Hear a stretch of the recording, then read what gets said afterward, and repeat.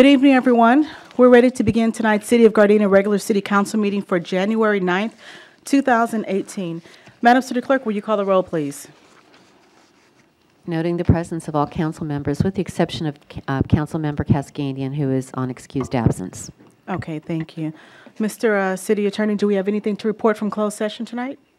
No reportable action was taken.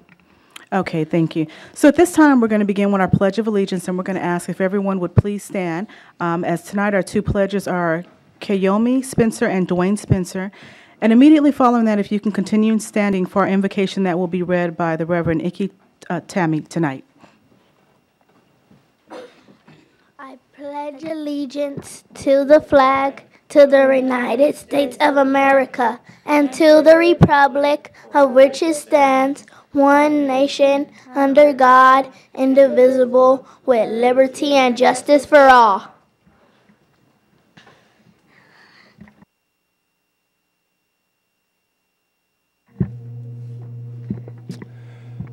Bow your heads with me. We begin this evening, O great Creator, by giving you homage and gratefulness for making us in your image. The one who looked down onto the void of darkness and disorganization and spoke, "Let there be light." And there was light. The one who organized the heavens and the earth, who created the foundations, whose thoughts became logic, that very God. Tonight we pray that this reflection of the image of you would be played out here in the City Council. Would you bless them with courage to lead, humility to listen, and grant them insight and foreknowledge to do what is right for the city. Give them the abilities to see oppression and inequality and injustice, and as you have, they too stand against. We ask that you would bless the police department here and all the service people who work diligently across the city. Keep them safe and warm as it is cold out in these eve. And Father, we want to also remember our residents of Gardena. From those that are residents in the motel to those that bring in the largest amount of money. We ask that those who are sitting around a table tonight and those that are cold in shelters, for those that may be worshiping in a mosque or a temple or praying in their beds, that you would draw close and that this evening, this very evening, would be just a little bit brighter and a little bit more beautiful in 2018. Now, bless us in your image, that we would do things organized, well done, and logical. We pray this in the name of Jesus Christ, and all God's people said, amen.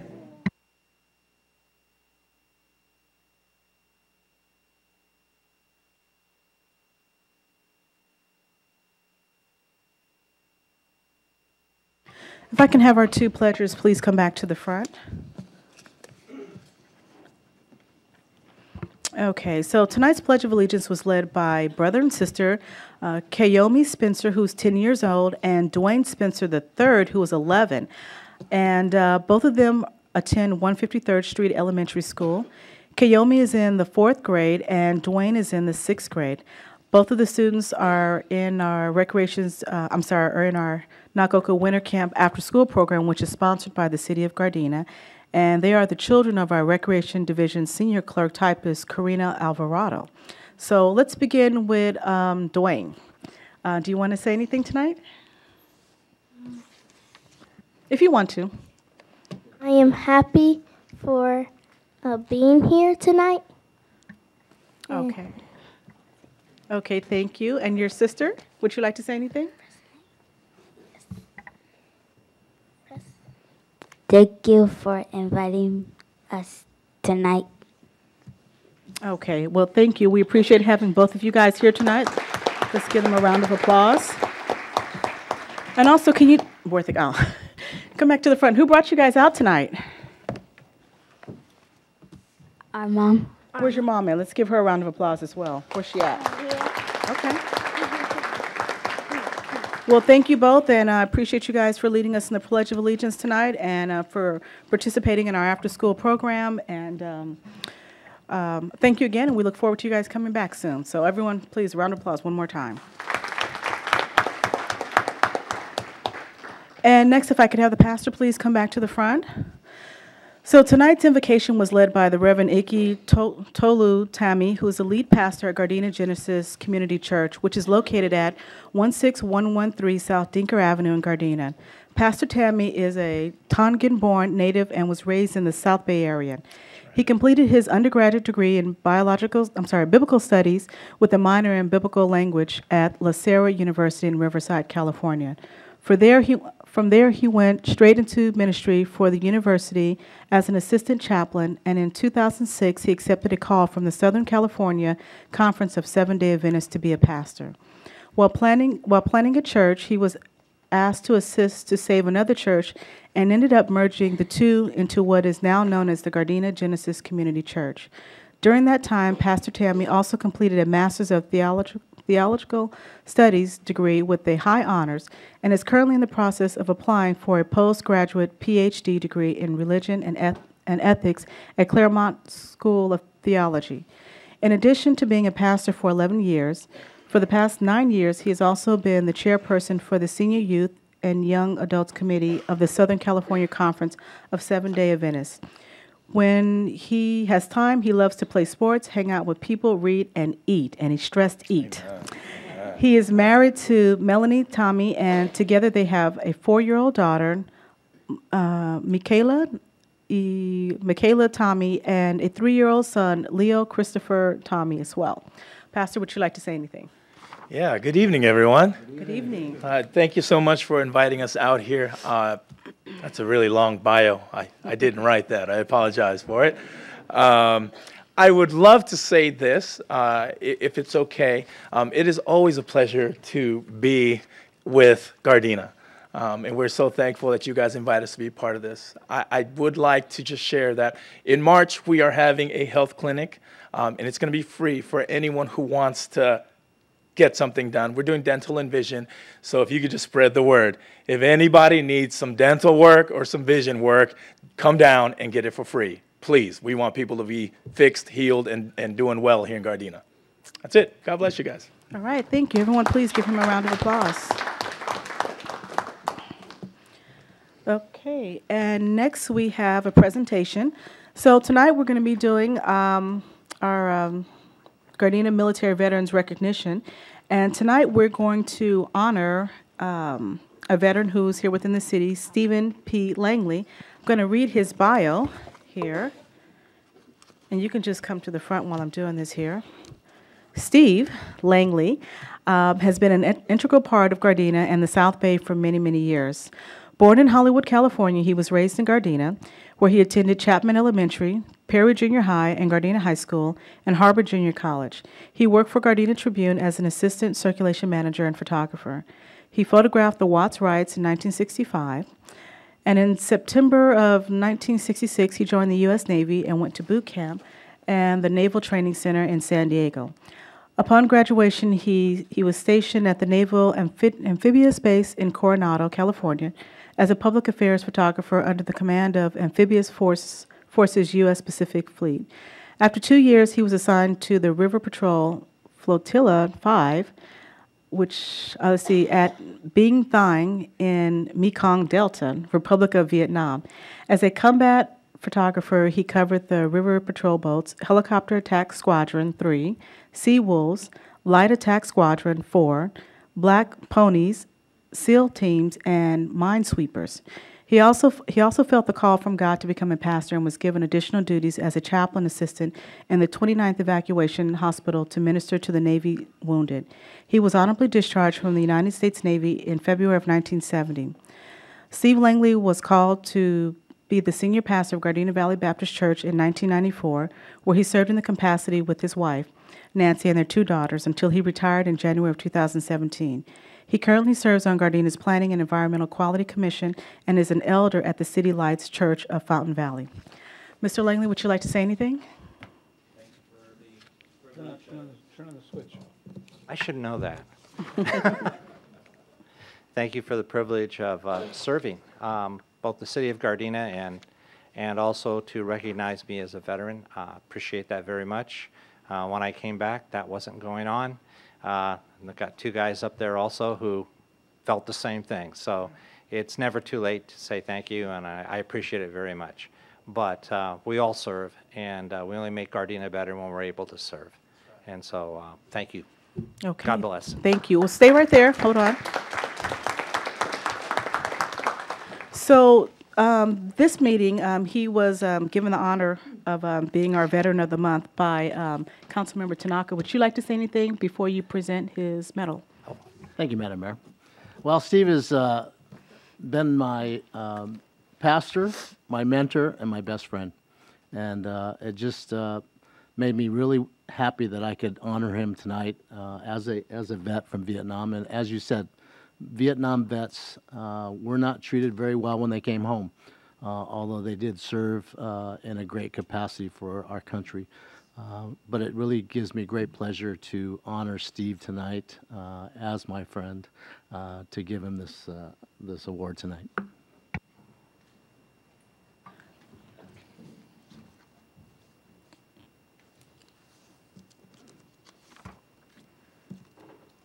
So turning away from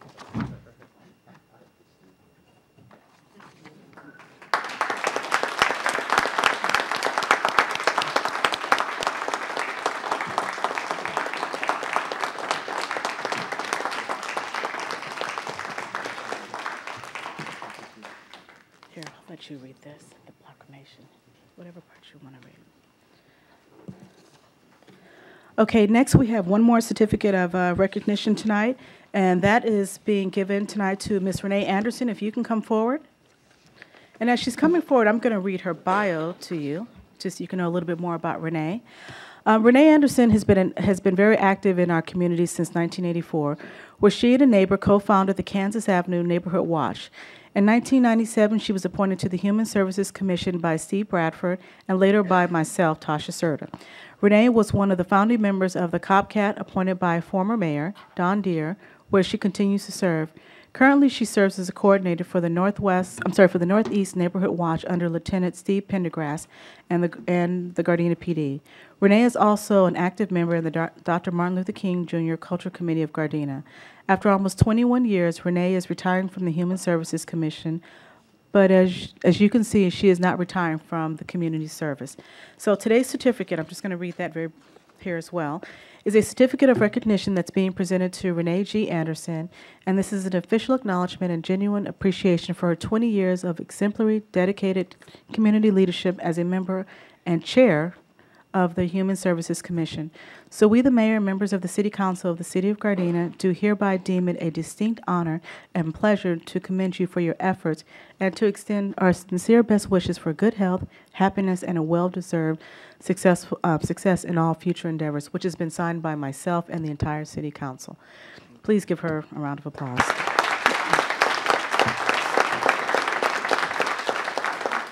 Renee, would you like to say anything? Well, I just want to say it's been 21 years being on the commission and everything, but it's been a pleasure being a part of the activities and the community services for the city of Gardena. You know, I've always felt like when we started the Kansas Avenue, we started it because we wanted a better quality of life, and we wanted the community to be the way we wanted it to be. And so we set out with forming the Neighborhood Watch to do that, just that. And I think we did do that, you know, improved on the life and had the neighbors introduce themselves to each other. And we went right on into the Kansas Avenue, went right into the Northeast Neighborhood Watch, which is the founding members for that group is the Kansas Avenue Neighborhood Watch. So I just appreciate all the city councils and the former city councils and the former mayors and city managers for allowing me, you know, to come forward with my ideas and implement some of them and not implement all of them. but I appreciate that, and thank you so much. And thank you to my friends and neighbors. And please,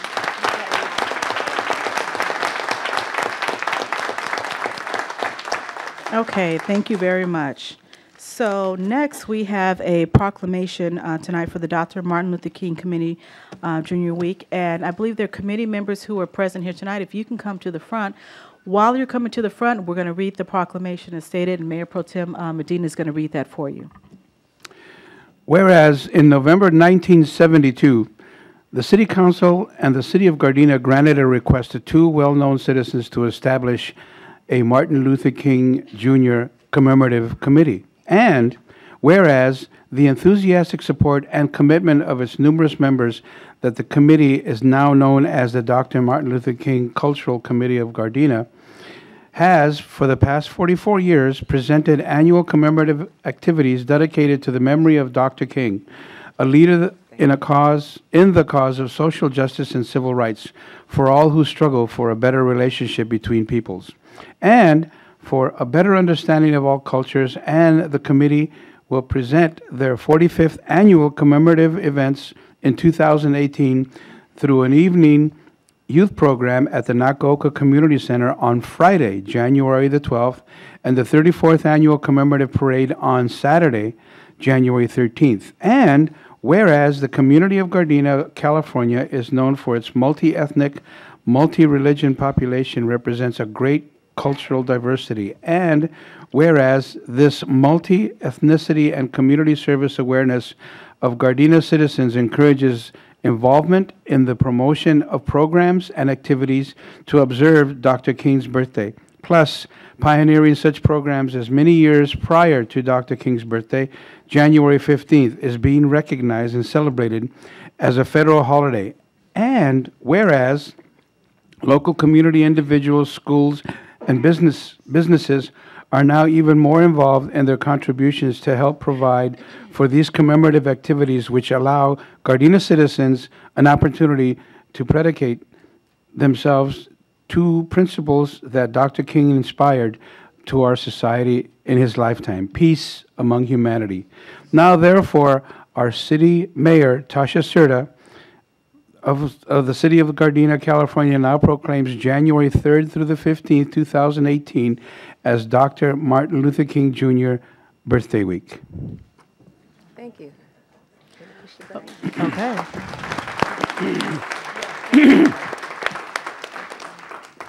Okay, Ms. Francis, would you like to say anything? Yes, I would. If I need Go ahead. It's already on. Okay, great. Thank you, Mayor Tasha Serta and City Council members. I just want to say on behalf of the Martin Luther King Jr. Culture Committee, our members who are representing our committee: Renee Anderson, Artie Bailey, Laverne Knight, Velma Thompson, and Jessica Randall. This is a partial, our partial remnant of our committee. We've grown over the years. But anyway, we want to say thank you for your continued support of our efforts to celebrate Dr. King and his legacy. Let me tell you this, now listen carefully. We have the distinct honor of being the first city west of the Mississippi to honor Dr. King with an official celebration. I'll repeat that. We have the distinction, the proud distinction of being the first city to honor Dr. King with an official celebration. I haven't been here for 45 years, but we've been celebrating Dr. King for 45 years and his legacy. In fact, as Councilmember Dan Medina told us, this is our 45th annual citywide celebration of our Friday Night Youth Program. We're celebrating our 34th parade on Saturday. I want you all to come out on Friday night. Our program is going to be, we're going to have essay winners, our first place essay winners. They'll make their presentation. We'll have a wonderful evening of entertainment. Reverend Brandon Bolden from Park Windsor Baptist Church is going to be our keynote speaker. So please come out on Friday night, and I hope you all will be there. Join us if you can. And then on Saturday, mark your calendar, we're having our 34th annual commemorative parade. This year, we have Grammy and Stellar Award winner, gospel recording artist Brent Jones as our Grand Marshal. We also have radio personalities Tammy Mack and Donna Michi as our honorary Grand Marshal. Also, Nautica Dela Cruz is going to be our celebrity judge for our Battle of the Bands. Nice. So please come out. It's going to be a wonderful parade. We have lots of bands and dignitaries. I know you're all going to be there. And also know this, we are the first city and the only city that still has a 2-day celebration for Dr. King. So we can be proud of ourselves. And it's these kind of celebrations that make Gardena a great place to work, live, and play. So thank you for your continued support. Hope to see you all there. The entire city is welcome. We have a great time, so come on out and support us. Thank you. Did I get it all in? Thank you. Thanks a lot. Thank you. So next, we're moving on to appointments. Does any member of the council have any appointments to be made to any commissions, committees, boards, or councils at this time? If not, let's move on to the consent calendar. Hopefully everybody's had the opportunity to take a look at it. Does any member of the council wish to discuss any item separately on the consent calendar that's noted? If not, can I get a motion to approve the consent calendar as is? So moved. Is there a second? Okay. Madam City Clerk, there was a motion made by Councilmember Tanaka and a second by Mayor Pro Tem Medina. Will you call the roll, please? Councilmember Tanaka. Yes. Mayor Pro Tem Medina. Yes. Councilmember Henderson. Yes. Mayor Serta. Yes. Okay, next up is Planning and Environmental Quality Commission's items. Let's see, there was meeting canceled. Nothing to report on that. Next up is oral communications. We have two speakers tonight. The first one is Daryl Cross, and the second is Cheryl Sherman. If you can please come to the front.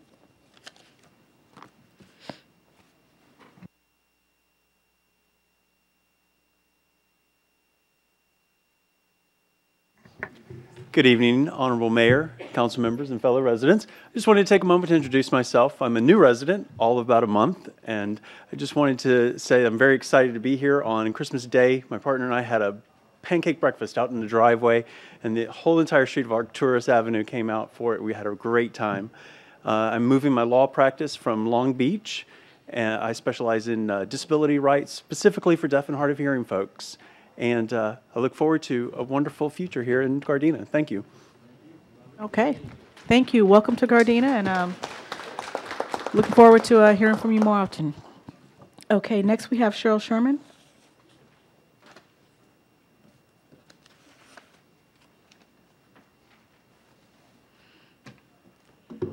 Good evening, Mayor and Council. Cheryl Sherman, Vice President of Friends of Gardena Willows Wetland Preserve. This evening, I've brought the display that is available for everyone to pick up materials from that have all of our information of activities, our calendar, our membership forms, how you can help with donations, and the volunteer forms. This display is available on display at the Mamie Deer Library, at Gardena City Hall, and at the Nakaoka Community Center. So, as well as, of course, you can always get information on the website at www.gardenawillows.org. So I just thought I would bring it to show everyone what it looks like, where it is, and now I'd like to say that this month, we're kicking off the new year with our membership drive. And the membership forms are available right here. And the membership forms are one form for all. Businesses, individuals, seniors, teens, organizations, lifetime membership, supporting membership, you name it, it's on here. And if it's not, we even have another. So we'd really like you to consider us and join us in our membership.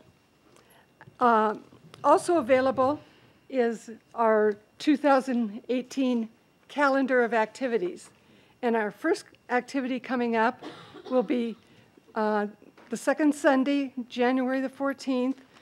The theme is Native Californians, excuse me.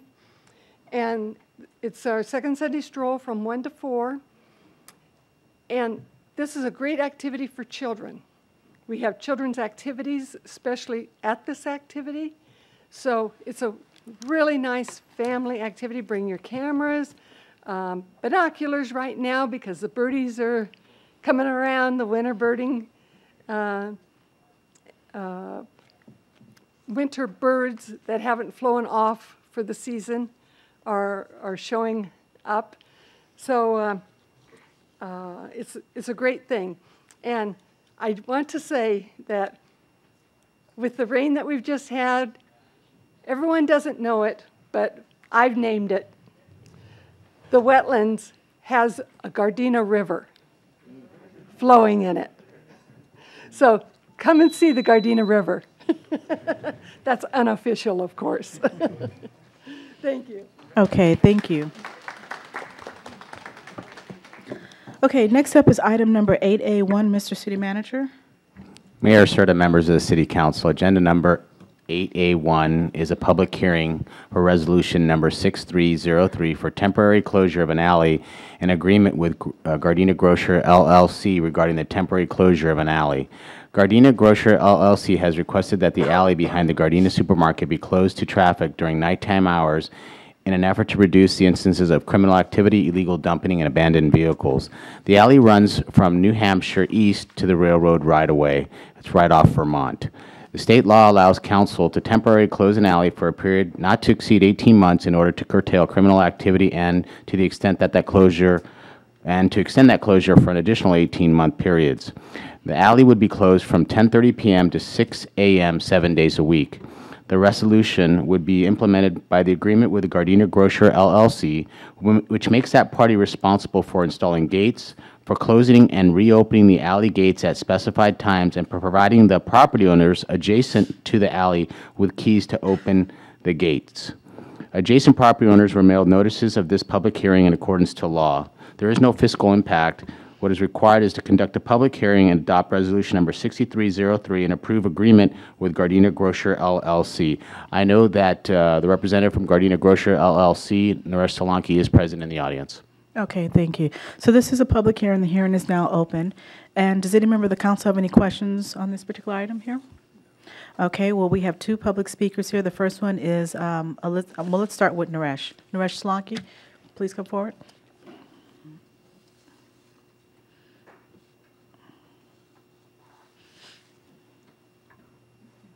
Good evening, Honorable Mayor and council members. I'm just here to answer any question if you may have any.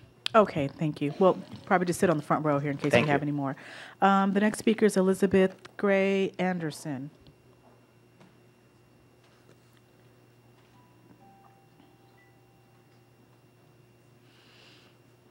Good evening, Mayor and council members. My name is Elizabeth Gray Anderson. I own the Desert Room here in Gardena, and I'm here to comment on the parking lot closure. I'm to protest the sale and the fencing off of that public parking lot adjacent to my business. Originally, the Downtown Merchants Association donated this property to the City of Gardena for public parking, to maintain and ensure public parking for the future, and all the merchants and customers. With no notice of the I found about the sale when he asked me about the fence. It was sold to private business who has requested a fence and nighttime closure, which you just read, in order to curtail criminal activity. You sent a list of some of the criminal things that were listed, and the call for the service logs provided covering 1 year did not show a high level of criminal activity in the parking lot. The most calls for 415, which I found was disturbance. I tried to research some of the codes to find out what they meant, and so I made a list of those. 20 were called from Gardena Market, 14 calls from the Desert Room, and that was the highest number of disturbance calls from either of us. The illegal parking was 16 calls from the market, and we've had some theft, 3, Gardena Market 2. So those are the highest numbers of activity in that 1 year. Now, I don't know that that's, in all of those things on the log, there were only 6 incidents reported, they reported. So he proposed to close the gates at 10:30 at night on the west side, open at 6. In the agreement here, the west side was to be closed at 2 a.m. My hours are 6 a.m. to 2 a.m., 7 days a week. If the gates are closed at 2 a.m., my employees would have to move all their cars. They leave about 3. Okay, that's the first issue. The second issue is we have trash pickup between 4:30 and 5 every morning, daily for the market, one time a week for me. The delivery truck, I have 3 beer deliveries before 6 a.m. a week. The market has delivery trucks out there prior to 6 o'clock. Matter of fact, yesterday was one there at 4:11. So under the agreement with the city, the market shall ensure that we have, the dance center and I, the Desert Room, have keys to enable them to access at all times. Also, to ensure public safety vehicles have access to alley at all times by key or lockbox means acceptable to the city. Do the safety vehicles include the emergency vehicles? And if the market is in charge of opening and closing the gates, does he close at 2 and I open it at 3 to let my people out? Open it at 4 for the trash company? I mean, it's busy between 2 and 6 o'clock on the west side. Gardena Market closes at 10 o'clock, so I don't see that the criminal activity during the nighttime affects him. And if there's abandoned vehicles, the police department has always, they tow them away. They take them away. It's like stolen cars. They come and get them. So I just don't, we have cameras. I have cameras. There's 3 cameras that I have that cover the parking lot to try to monitor some of the activity, loitering, trash dumping, etc. I have reported some trash dumping to the city. The dance center is open on the weekends till 11 o'clock, so they use that parking lot. With some of the changes on the boulevard, I know when the mortuary redesigned, then the street changed over there, which eliminated some parking. And one of the ladies, merchants, had said she parks in the back so that she can leave the street parking for her customers. Parking has always been limited on Gardena Boulevard, and so I don't see trying to restrict the egress and act in that. In this, after 2 o'clock, you only have one way in and out. Or if it's closed, then you've got to be on the street. So I just don't think I think it needs to be readdressed, and I don't think it's feasible to close the park completely, and especially on the west end. It won't be able to be closed. So what are we going to do with the trucks, the trash pickup? Who's going to monitor going in and out? So I wouldn't like to see my customers forced to park further away when I can at least see some of them in the back parking lot at night. So I would like you to consider those thoughts and maybe reconsider this fencing. Thank you. Okay, thank you. Mr. City Manager, do you have anything to say? If we can just hold the applause while the hearing is going on, Mr. City Manager? Mayor, should I'll wait till after the council makes its comments, or if they have any questions. I can do some clarifications as well. Okay, any other councilman have any questions? No, I think Go ahead. Thank you, Madam Mayor. Okay, I have a comment about this gating off of an area within this center. As a police officer a long time ago, they gated off the shopping center on Rosecrans off of Van Ness, and truthfully, that was a pain in the rear end, especially for emergency vehicles, especially at night. And I don't understand the purpose of gating it off and looking at the crime stats. I mean, the crime stats don't really uphold putting up gates. That's just me looking at it. So I just kind of question why we're putting gates up to block off an area that really probably doesn't need to. Okay, Mr. City Manager, do you have any comments? Yeah, just a couple questions. So as the council's well aware, the property has already been sold and that transaction has been completed. It was a request by Gardena Supermarket LLC to put up the gates. Staff evaluated that request. The crime stats in and of themselves are one part of the story. The second part is a nuisance that's created in the parking lot that is not necessarily on a police log. Unfortunately, staff should have included what we call track-it complaints, which are code enforcement complaints related to illegal dumping, graffiti, trash, etc., which would have bolstered the information here in this report. I know that the applicant is open to working with the property owners by providing a key. He is not preventing or trying to prevent any of them from having access, and I believe is fairly flexible on those times to ensure that they have equal accessibility at all times. The other part is I wanted to comment on the parking situation on Gardena Boulevard. When I was serving as the acting community development director and public works director, I had some modifications done to New Hampshire and added additional angled parking there, which increased parking in the area, not decreased. And it's our effort, ongoing effort, to increase additional parking on Gardena Boulevard, which we're working very diligent to find alternatives to continue to increase. One of the suggestions is to add additional angled parking on the south side of New Hampshire as well. Those are just my basic comments, and I'll take any other questions from the council if they have any. Go ahead. Councilmember Henderson. Thank you, Madam Mayor. Mr. City Manager, in regards to the lighting in that alley, because those businesses back there, if we created additional parking on South New Hampshire from where the Desert Room Inn is closer to Vermont, that's a long walk to New Hampshire. What about the lighting back there? That's a pretty far walk. So there is currently angled parking on Gardena Boulevard in front of the Desert Room. It starts, I don't know how many feet, but probably 25, 50 feet from the intersection, and it goes eastward. So there is parking there on both sides of the street. There is parking on parallel parking on New Hampshire just south of Gardena Boulevard, and there's angled parking on New Hampshire just north of Gardena Boulevard. That was it? Okay.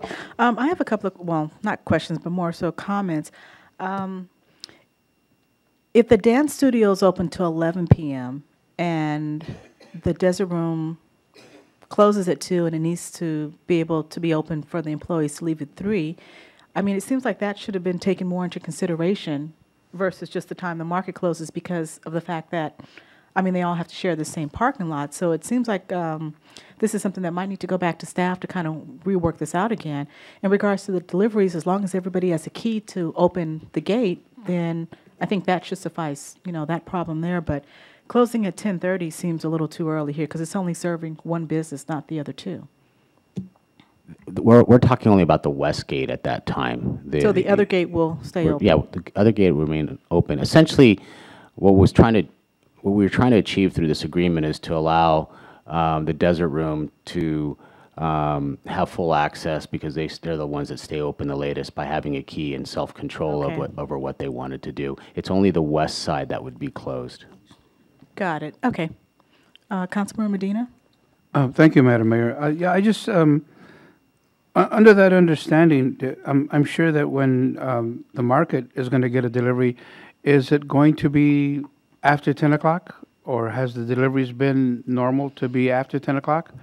Because then that would defeat the purpose of having the gate on the west side, unless they, of course, they park their truck on the street and then they have to deliver it from the back. But it seems like if you number one, if you have deliveries for not only the market but also for the Desert Room, and then at the same time you have the trash coming in, it seems like it's gonna. Someone has to open those gates and someone has to close them. And the market closes at 10. What time do they normally get your deliveries in the night? Can someone answer that?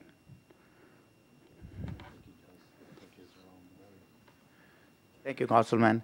Our delivery comes 6 in the morning to 10 around 12 o'clock, 6 to 12. Oh, okay. So you don't have any midnight deliveries or? No, we don't have no midnight deliveries. So I understand the west side gate, which makes a lot of sense. The Desert Room will have the key, and they're the one who has to close that. We're not there at 2 o'clock at night to close the gate. They have to close Obviously. Thank you. Okay, that was a question I had with regards to not only deliveries, but also the ins and outs of the stores that are still open. And then again, you have to designate someone to open the gates and close them again. But if the trash people don't come in the middle of the night, or they just come early in the morning, it's a question that I don't know about. I'm not familiar with those schedules. As an alternative, one of the things that we can do is, if council agrees, we can go back and renegotiate the agreement with the Desert Room to come up with a compromise and let us, have the authority to execute that agreement on behalf of the city when we come to terms and understand schedules and try to incorporate those as much into the agreement as possible. Yeah, that seems like a good compromise, because it's rough on the on one side and yet okay on the other side. So if we could meet a happy medium, that'd be great. So if you could authorize the city manager to execute the agreement on behalf of the city after meeting with all the parties involved, that would suffice. Okay, Ms. Anderson, did you want to say something else? You would still have to approve the resolution, though. Okay.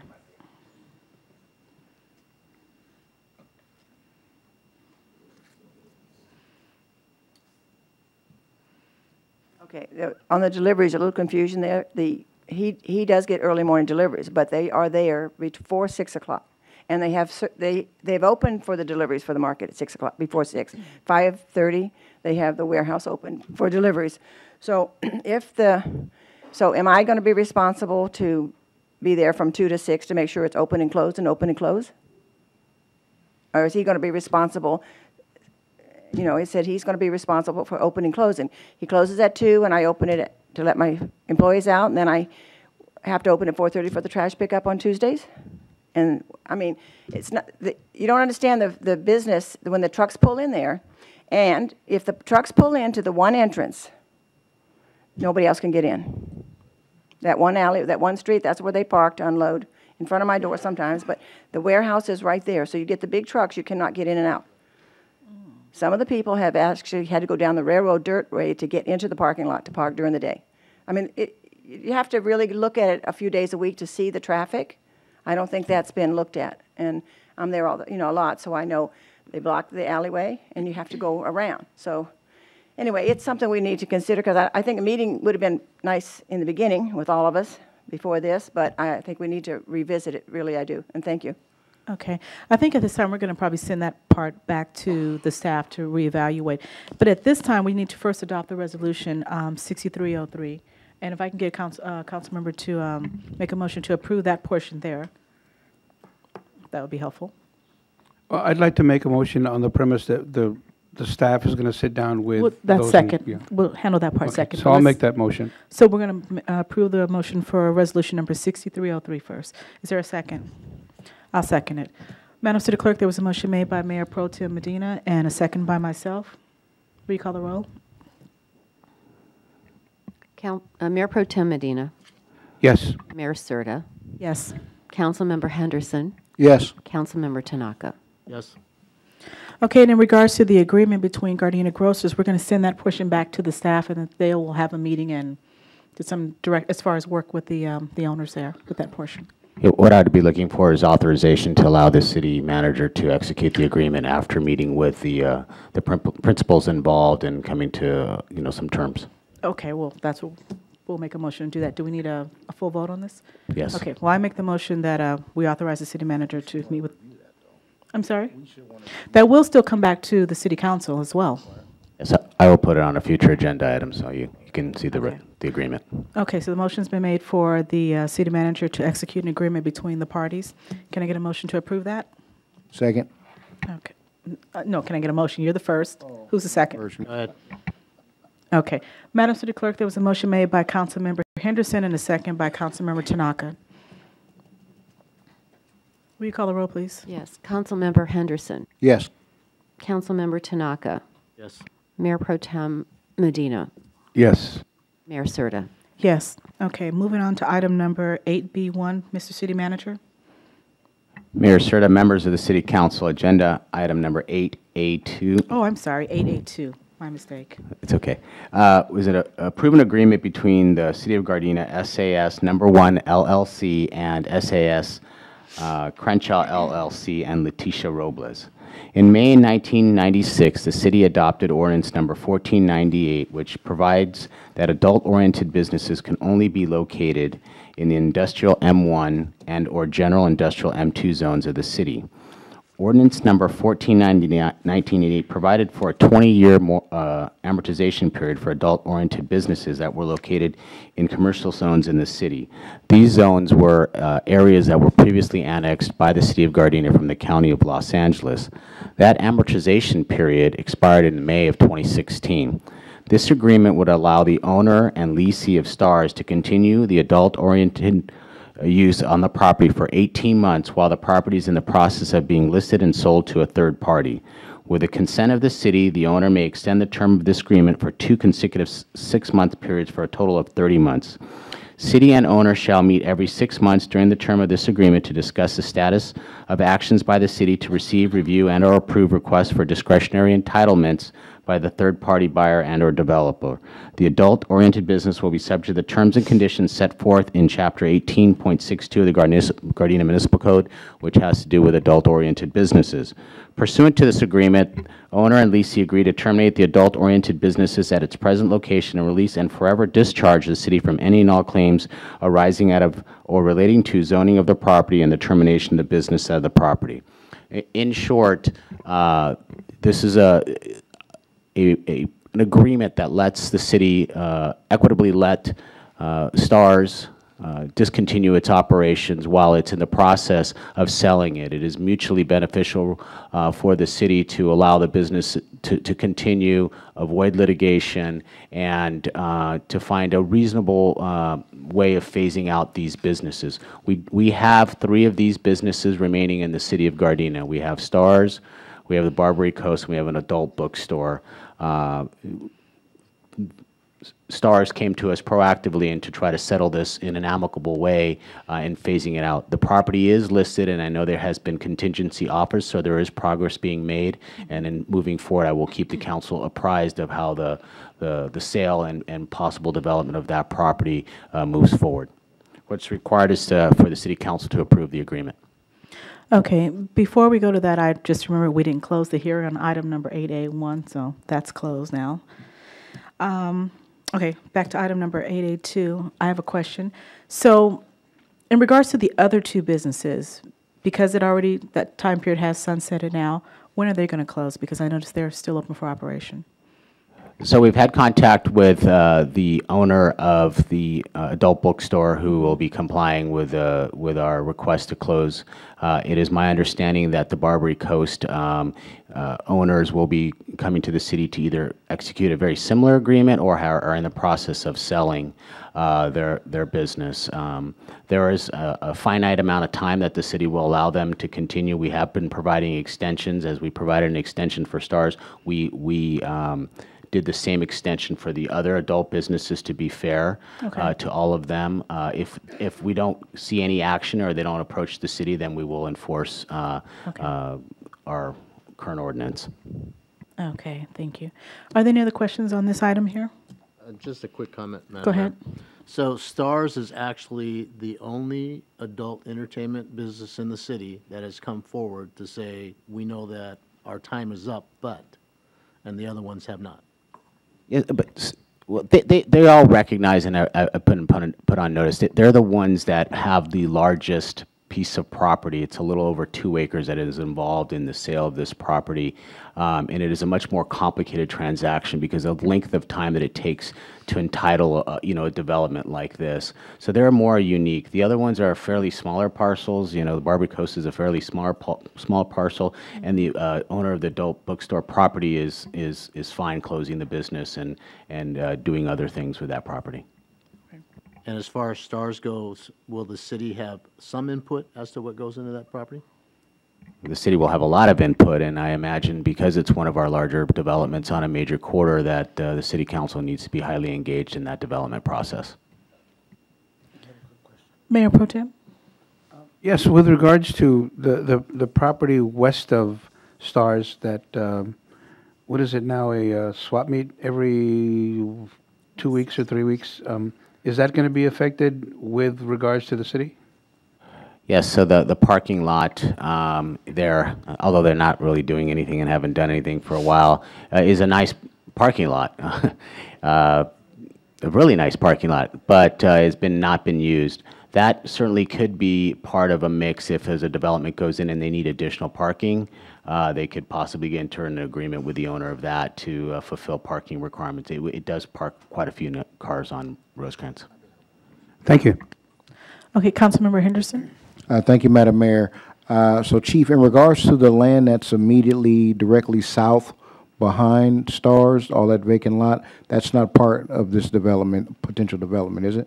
It is. The owner of the property at Stars also owns the adjacent inline business, owns the Shakey's, all of the frontage, and all of the property to the rear of that whole area. So it's a little over 2 acres. Yeah, that's east, not south. And I'm talking right behind. Behind it, the vacant land. It's the infill property behind. It's just dirt that those run along with the frontage properties. Any other questions or comments at this time? If not, can I get a motion to approve this item as is? Is there a second? Madam City Clerk, I have a motion made by Councilmember Tanaka and a second by Mayor Pro Tem Medina to approve the agreement. Will you call the roll, please? Councilmember Tanaka. Yes. Mayor Pro Tem Medina. Yes. Councilmember Henderson. Yes. Mayor Serta. Yes. Next up is item number 8B1. Mr. City Manager.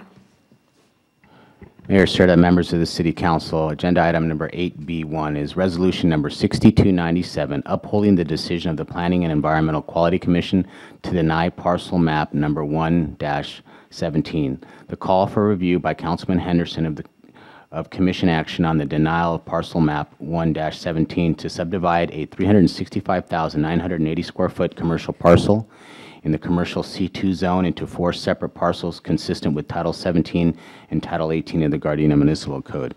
On October 17, 2017, after public hearing, the Planning and Environmental Equality Commission denied approval for the parcel map 1-17 and directed staff to prepare an appropriate resolution of denial. On November 7, 2017, the Planning and Environmental Quality Commission adopted resolution number 1417, denying the parcel map 1-17 by a vote of 4-0. November 14, 2017, a call for review was filed by Councilman Henderson with a request for clarification of the Planning and Environmental Equality Commission action.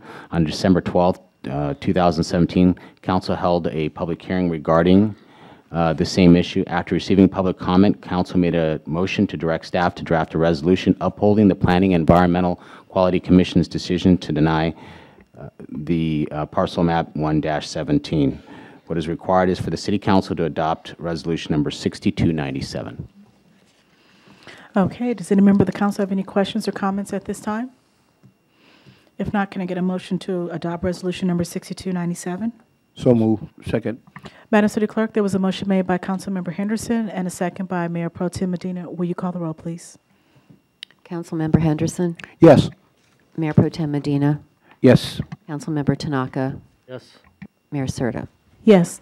Next up is item number 8C1. Mr. City Manager.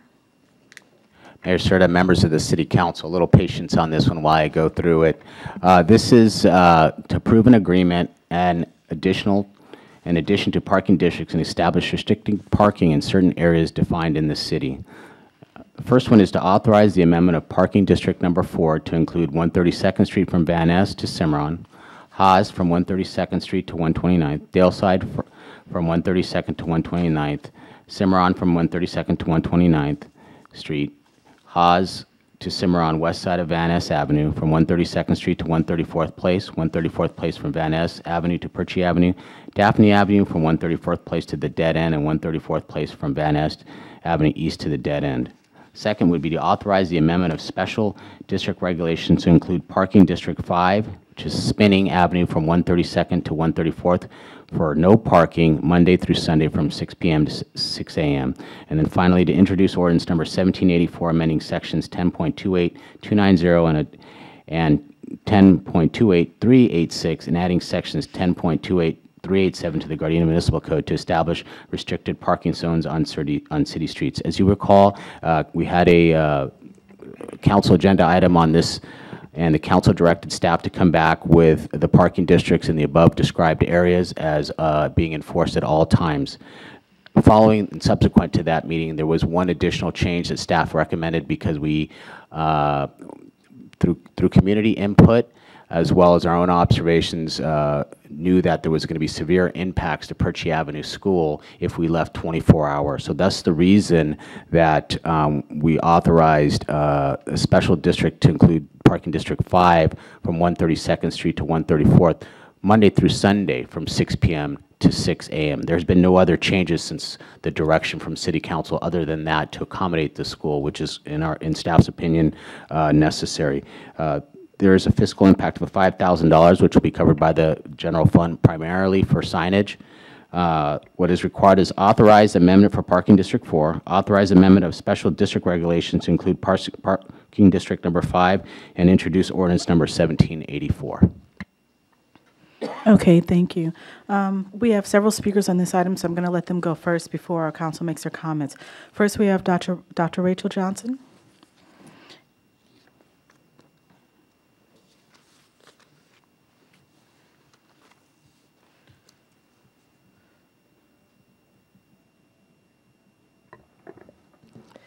Good evening, Madam Mayor, members of the City Council and City staff. My name is Dr. Rachel Johnson, as you all know, and my address is of record. I'm here this evening to offer testimony on item 8C, 1, A, and B regarding the newly proposed parking districts. As I watched the council proceedings in December 2017 when this issue was discussed, I was very surprised by the disregard of the Traffic Committee's findings, in addition to the seemingly disregard of the public testimony at the previously held community meeting on this issue. This makes me wonder if the minutes or transcript of that meeting were provided to you, or if these comments were just not considered. Now, there is no doubt that there are parking issues in this city, not just in North Gardena, but in other densely populated pockets of our city. We must address these issues from a position of equity and neutrality, lessening the unintended negative consequences or impact on other areas of the community. This was not done. What surprised many community residents was the directive that the proposed parking districts become 24 hours per day, 7 days per week. This decision was not well thought out and short-sighted, intended to appease one small segment of the larger community. What was equally disturbing was testimony from residents of this small segment that ended with statements to the effect that we put your signs in our yards during election time, so now we expect you to do this for us. And it seems that you folded. You have now thus created a divisive mindset in this city that the needs and wants of homeowners supersede those of renters. Folks that live in apartments may not have yards to post your signs or be able to afford homes in this area, but many of them are voters too, and they deserve your due diligence and accountability to their needs and the quality of their lives. The 500-plus families that attend Perchie Avenue Elementary School are voters too. Your last directive effectively took away the student arrival, dismissal, and loading zones. If you had originally done your research on this item, you would have noticed this and questioned the 24/7 request. Thank goodness for the proposed amendment, letter B, that will better accommodate evening events at the school, restore student loading zones, and parent and staff parking capabilities.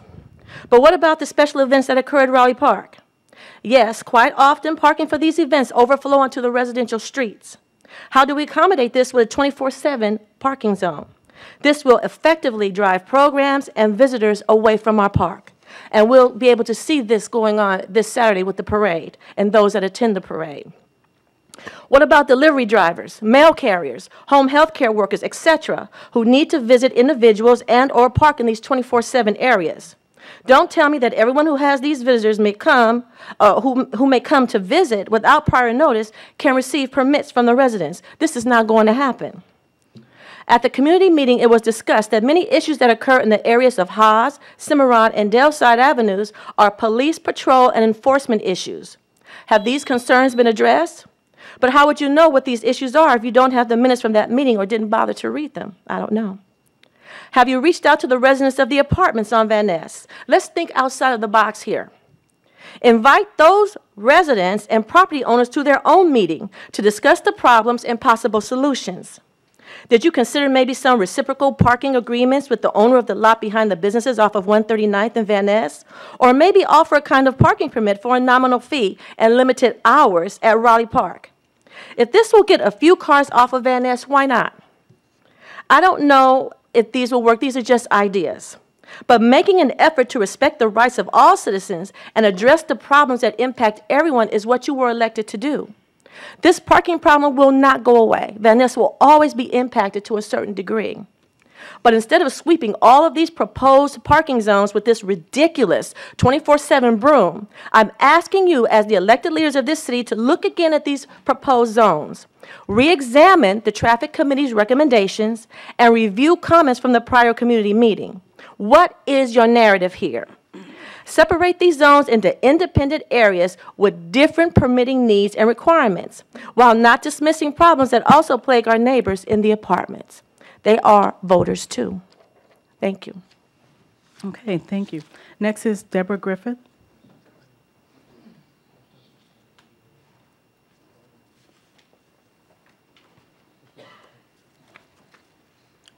Good evening, Honorable Tasha Serta, and to the council members. I am Deborah Griffin. Very good words, but we have been dealing with this parking since June. And we have tried to do our due diligence by working with the homeowners as well as the apartments. They do not want to. They just want to do what they want to do and disrespect the homeowners.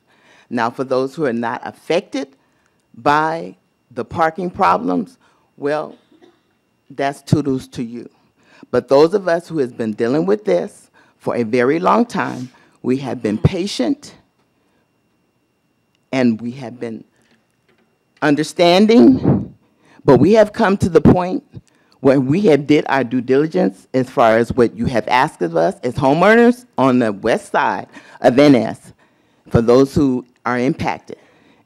And right now we're asking, we have come this far for a yes vote from each one of you on the council. Thank you. Okay, thank you. Next is Brenda Jackson.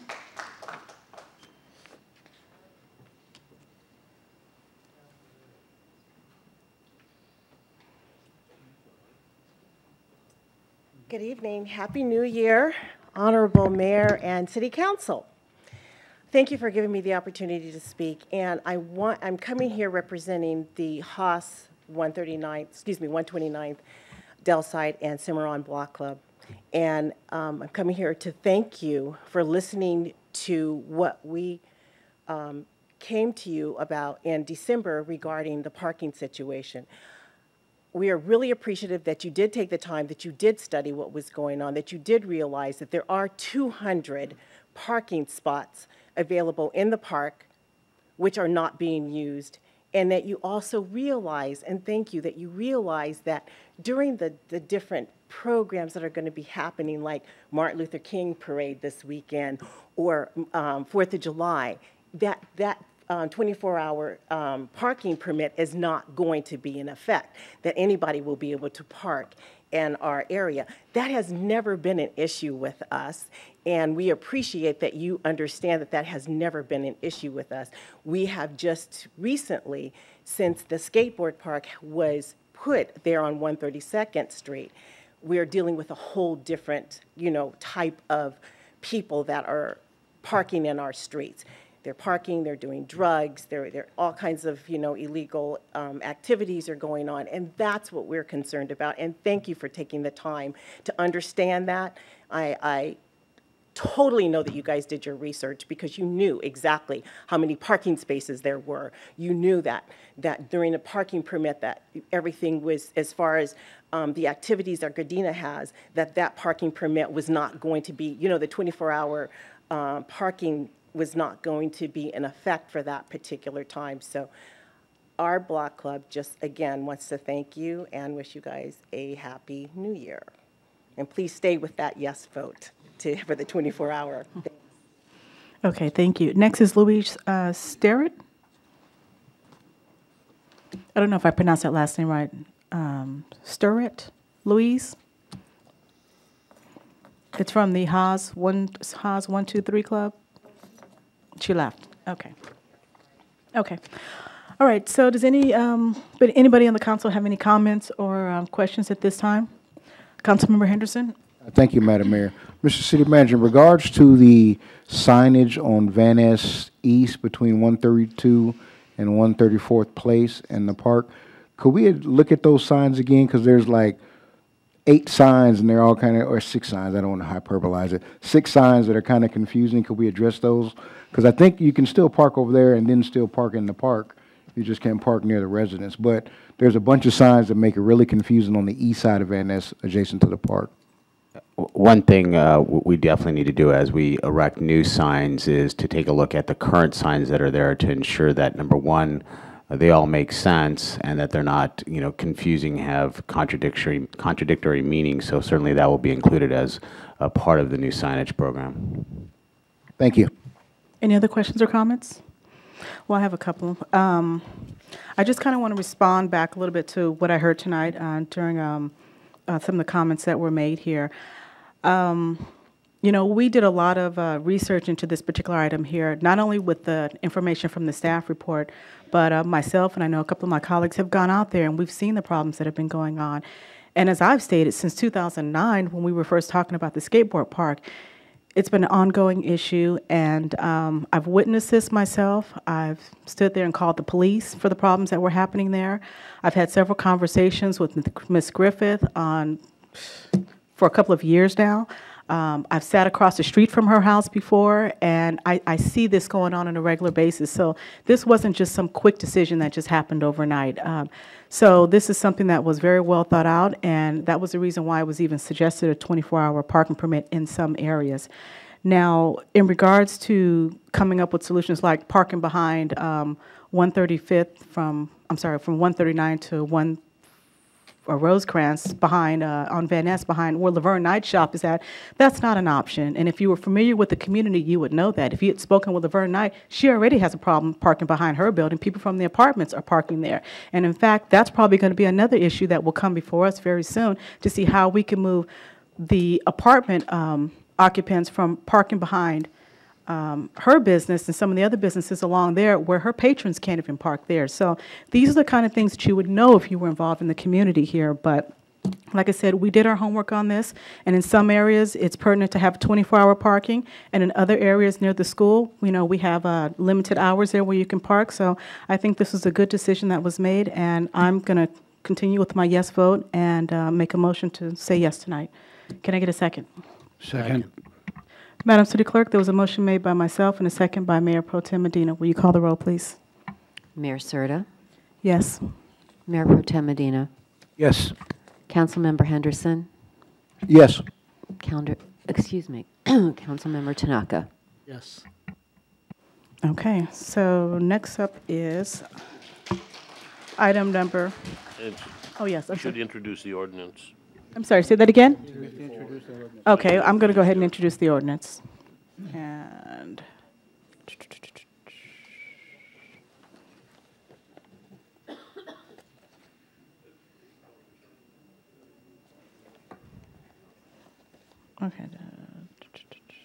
okay, so next we're moving on to, let's see. I'm sorry, that covered item number A, B, and C, correct? Correct. Okay, so now we're moving on to item number 8E1. Mr. City Manager. Mayor Serta, members of the City Council, agenda number 8E1 is receive and file the Los Angeles County Metropolitan Transportation Authority's regional interagency transfer policy change and approve the fair equity analysis. G-Trans participates in the Transit Access Pass, called TAP program, with 24 transit operators around the LA County. G-Trans will be part of a comprehensive outreach effort that includes the LA County transit operators and Metro to ensure our customers are aware of the changes to the interagency transfer program. The proposed change results in a disparate impact to customers within specific areas of LA County, representing a group of about 800,000 individuals that do not currently have TAP cards and are not within walking distance of a place to obtain one. The City of Gardena is named as one of the affected areas, and the Metro Bus Board has approved the distribution of up to 1 million TAP cards free to customers in advance of the effective date. In addition to distributing the $1 million TAP cards, Metro is doing a number of other things to increase customer access to TAP cards and the ability to load them, increasing the vendor commission rates to incentivize businesses to sell them, pilot programs to extend TAP sale locations to county libraries, 7-Eleven markets, etc., working on TAP gift card pilot programs to be sold in grocery stores like Amazon or Starbucks gift cards. G-Trans customers can currently buy tap cards or load value at the at the library and TDD Community Market. In addition, the G-Trans facility and at least 2 Metro rail stations in the general vicinity. The tap cards are being used in replacement of the paper transfers that currently used to be more efficient and effective, and you know, it takes a lot of time for the operators to stamp those. But what they found through the Title VI analysis, that Gardena had a number of residents that did not have access to purchase tap cards, thus the reason for this. So there is no general fund impact. What's important is to receive and file and approve. Okay. Before we receive this, does anybody have any questions or comments at this time? If not, we're just going to receive and file this here.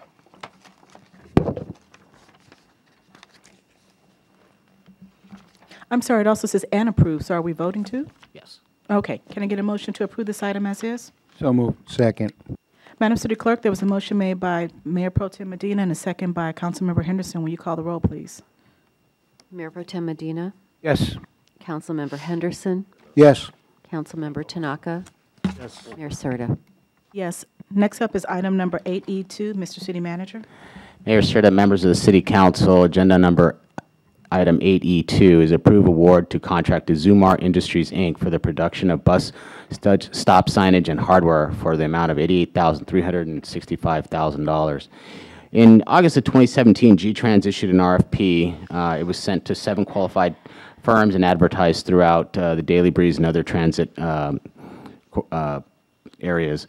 Only 2 responses were received from qualified firms. In September of 2017, City Council approved the contract with Western Highway Products for a total of $83,997. They were the lowest bid. Well, as the kickoff meeting took off, G-Trans was informed by Western Highway Products that they weren't able to provide something that was specified in the RFP. As a result, G-Trans decided to terminate the contract because they would not be able to perform as described. Zumar Industries confirmed that it would be able to provide the required equipment, and G-Trans entered into a best and final offer negotiations, resulting in a final proposed project cost of $88,635. The cost is higher by about $4,600.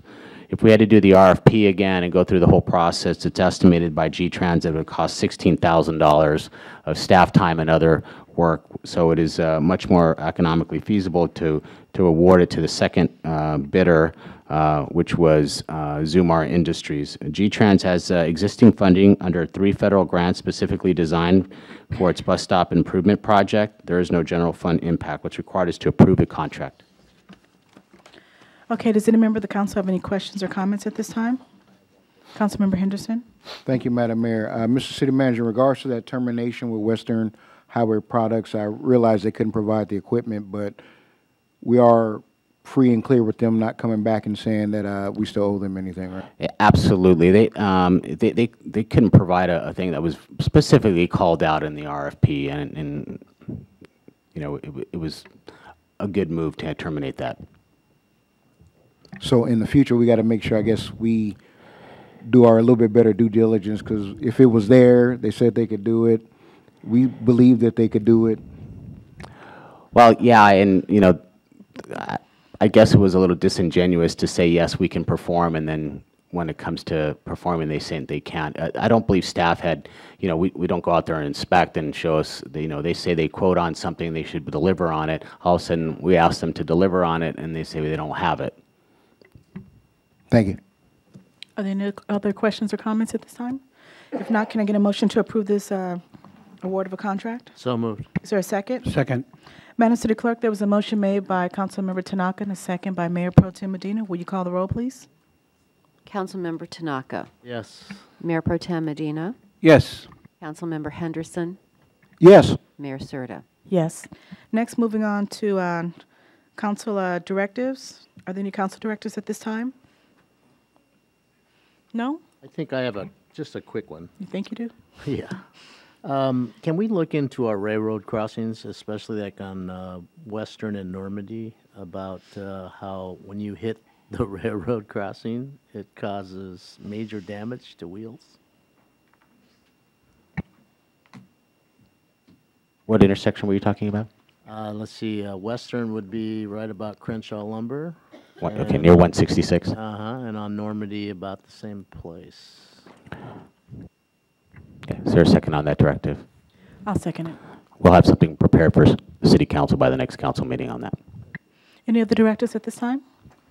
If not, can we go on to the city manager remarks regarding directives and council items? Yes, Mayor, certain members of the City Council. First item I'd like to discuss is the Casino JPA. I know that the Casino JPA has approached most members of the City Council regarding our reentry into the Joint Powers Authority. I've had conversations with most of you, as well as Rudy Bermudez representing the JPA. At this point, I am not prepared to make a recommendation for us to enter or not. I have had direct communications with Larry Flint's organization and an attorney for Larry Flint in regards to our entering into the JPA and a proposed ordinance regarding food and beverage that they would like to pass. Mr. Flint's organization has indicated they're not prepared to agree to that as of yet, and I believe it's in our best interest of a city for us to have a resolution with Mr. Flint's organization before we consider a reentry into the Joint Powers Authority. So I will continue to work on this, and at some point when I believe it's feasible or practical and in a good business decision to bring this to the City Council, I will do that. Okay, thank you. The next item is there was a request to look at the status of properties on 1004 El Segundo. You have a memo in your council package regarding the status of that property. In short, the hotel there is being renovated. There is no plans at this point to renovate the restaurant. The corner property, we've had some interest in it, but nothing is planned. It is hopeful that maybe at some point with the renovation of the hotel that maybe the collective properties of the corner at El Segundo and Vermont, as well as the restaurant, could maybe have a potential development. It is one of our gateways into our city, although we only own the south side, and it is important for us to continue to look at that. There was a council directive regarding real estate signs. You have a detailed report in your package regarding real estate signs. If after reading that, if the City Council has further direction for me, I will follow up on that. There's a council directive by Councilman Henderson on our public employee retirement system and specifically dealing with our increased costs and unfunded liability. The City Council will be holding its first study session that I know of at least at the next council meeting starting at 6:30 to discuss this and get an in-depth presentation to the City Council about this very important issue. Finally, there's a well, no, actually, finally, so I wish it was, but there's a couple of things. Council directive on the fireworks moratorium. There is a need for the City Council to direct staff on if they want us to bring back the moratorium, and we have been looking at alternatives to find ways to have the nonprofits. Best way I can put it is alternative funding sources. There are some problematic issues regarding that because a couple of them happen to be religious organizations, which is precluded from city government trying to engage directly with them on raising funds. So it's a little bit more technical. We have worked a number of variety of options, but have not found any, direct replacement for those funds. So I know there is a concern in the community, so it would be the next step to just go ahead and move forward with the moratorium and continue to explore options for them to offset their funding. But at this point, we found very little alternatives. So at some point, if the City Council wants to direct me, I will bring forward a moratorium for the fireworks. Well, I'd like to direct you to move forward with the moratorium. If I can get a second on that, I'd appreciate it. Second, consider Christmas trees or pumpkin patches. Yes, we just have to be careful with, working with religious organizations as well. Okay, thank you. If you have not noticed, there is a new water bottle filling station. This was part of the West Basin Municipal Water District, and as a person who loves to fill his water up, I don't like plastic. It actually works really great. It's just outside the council chambers, so I understand that Ms. Fugio says we're going to put a couple other ones in. Next, there's been a request to improve the AV system as opposed to having the projector in the corner. So the Admin Services Department is working on a complete rewiring of the City Council chambers, so there will be screens on each side of the City Council to allow people here in the council chambers to get a full view of all the PowerPoints and presentations we make. So that should be beneficial. And then finally, regarding the parking district, one of the things we did do is we recently increased the lighting in the north-east parking lot at Raleigh Park. There's been some new lights enhancements there. Those old, just maintenance, but now they're LED. There's a little bit brighter. It should hopefully make it a little bit more accommodating for our people to use that parking lot. That's all I have to report, Mayor. Okay, thank you. So at this time, we're going to move on to council remarks. And first up tonight is Mayor Pro Tem Medina. Thank you, Madam Mayor. Since our last council meeting, I had an opportunity to DJ for the U.S. vets here in Gardena, and also had some cake deliveries at the convalescent homes here in Gardena. We delivered close to 7 full sheets of cakes, and I was very happy with that. And they celebrate their birthdays at the end of each month, so we get a chance to deliver them. And our new sponsor is Waste Resources, who provides the finances to buy those cakes, and we just deliver them along with Luis Carrillo, who is our Senior Citizens Commissioner. And believe it or not, that's the end of my report. Oh, okay. Next up is Councilmember Tanaka. Thank you, Madam Mayor. Happy New Year, everybody. It's the year of the dog. Since our last meeting, I was fortunate to attend the Blink grand opening, which is the old Clark's Drugs. It's a great place. If you're looking for somewhere to work out, it's $15 a month, and you'll be pleasantly surprised at this location. It's the first one on the West Coast. They're an East Coast-based business, and we are the first one on the West Coast. So take a look at them. You might like it. I was fortunate to attend the LA County League of California Cities. It was their first one of the year, talked about earthquakes, so I'll be talking to the city manager about earthquake preparedness to make sure that we're okay. Sunday, I attended the Elks Lodge Hoop Shoot for youth, boys and girls, at the Gardena Carson YMCA. We had a pretty good turnout of about maybe 15 to 18 kids of different ages. We have a few kids going on to the district level to shoot some hoops to see if they can't move on. I thank our officers for a great job that they did this morning. It was an unfortunate incident, but thank God everybody's okay, and we pray for the families that were involved in that. And contrary to popular belief, I do not vote because I put a sign in your front yard. Thank you. Okay, next up is myself. Since the last council meeting, I attended the Top Notch Awards dinner that was held at El Pola Inca, and we had a great time as we were celebrating the number of hours of all the volunteers that they had put in throughout the year.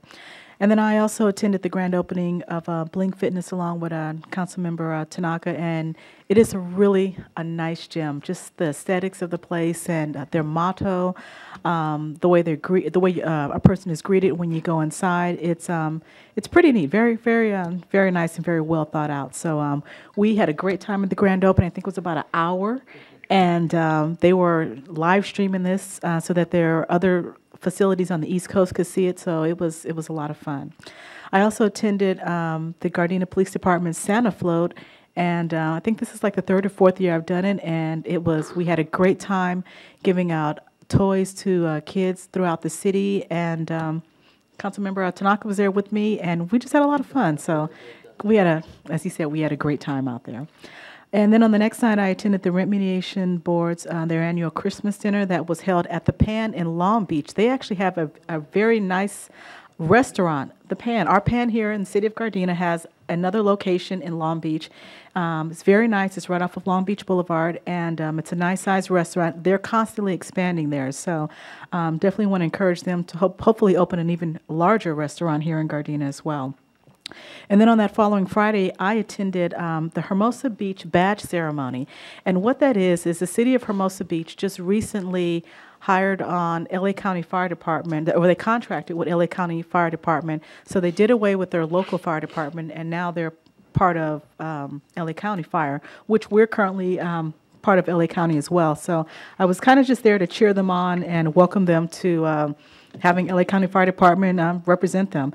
So that was a lot of fun, and we just had a great time out there celebrating with them. I also attended the Lions Club International Tournament of Rose Parades and had the opportunity to view up close all of the parade, I don't know what you call those things, the flowers, the floats, and I was literally within arm's reach of them. I couldn't touch it, but it was just neat being able to go out there and see them firsthand. And if you follow me on Facebook, I did a live video where you can see all of that. So it was a lot of fun. I also attended the funeral services of Mr. Lee Charles Leonard, who was a former employee here in the city of Gardena. I believe he worked with our transportation department, and it was a very nice funeral. So it was a very nice homegoing service that I was able to attend for him.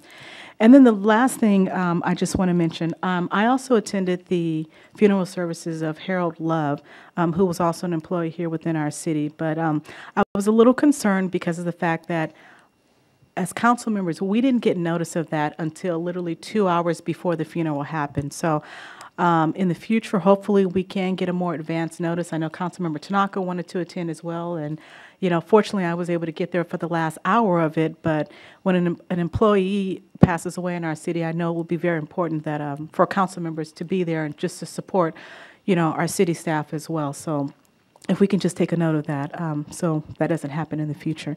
And that ends my report. Thank you. Next, we have Councilmember Henderson. Thank you, Madam Mayor. My report will be brief. I want to say Happy New Year, everyone. Good to see everybody out this evening. Since our last council meeting, did a few community visits in regards to the community just to hear some issues. I also met with a firm or a couple of firms with a few collaborative cities in regards to city grant funding and different things like that. I'll reach out to city staff after I do a little more vetting, and everybody has these opportunities versus grant writing. So it's with the National League of Cities and Independent Cities Association trying to work on something with that. I want to remind everybody that Martin Luther King Jr.'s birthday is coming up. We have our city celebrations, but Monday we don't celebrate here in the city of Gardena, so everybody recognize that day as a day of service. Whatever service means to you, let's get out, maybe clean up Gardena or clean up your neighbor's yard or help clean the leaves out of my yard or something, but some sort of day of service or something. or something. But also, the mayor did touch on it in regards to our employee, Harold Love. Harold was a good friend of mine, but I was headed to another service, and I got notice of that, like, literally a couple hours later, so I was able to reach out to the family, speak to them about that, give my condolences. But in the future, as the Madam Mayor said, we definitely want some better notice. So ends my report, Madam Mayor. Okay, thank you. So as far as announcements, we just have one to make. This is just a reminder that this coming Friday is our Martin Luther King Evening Youth Program, which is scheduled to be at the Nakoka Community Center, which is right here on City Hall campus. But for those of you who don't know the address, it's 1670 West 162nd Street. The program begins at 6 p.m. and it's featuring the essay contest winners and entertainment, with the guest speaker being Reverend Brandon Bolden from the Park Windsor Baptist Church. And then on that following Saturday, we will have our Dr. Martin Luther King Jr. Commemorative Parade, which begins at 10 a.m. at Sarah High School, and it ends at Raleigh Park. And at the conclusion of that, there's going to be a Battle of the Bands, and there will be a first, second, and third place winners.